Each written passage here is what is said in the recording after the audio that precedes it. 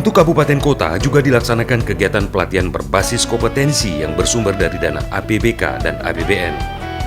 Salah satu kegiatan yang dilaksanakan pada tahun ini berada di UPTD PLK Takengon berupa pelatihan kejuruan teknisi sepeda motor.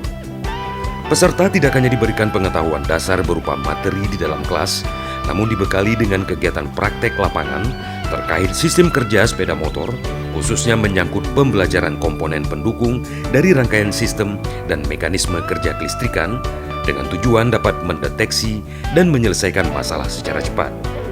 Peserta juga diajarkan cara merangkai dan menentukan kabel sesuai peruntukannya.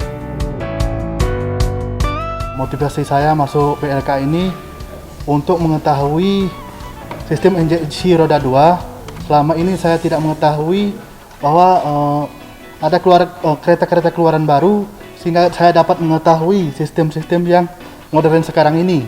Berdasarkan kamus besar, kamus kerja yaitu SKKNI, yang dimana di dalamnya terdapat beberapa unit kompetensi yang nantinya akan membuat mereka semua kompeten dalam beberapa hal. Ya, ini diantaranya memasang dan membongkar beberapa part, yaitu bagian kopling, juga bagian pengapian, juga sistem injeksi. Harapan kita setelah selesai pelatihan mereka akan langsung terjun di masyarakat, baik itu secara usaha mandiri, juga tentunya akan menambah tenaga kerja yang lain sehingga mereka dapat mempekerjakan minimal 2 atau 3 orang dari usaha mereka.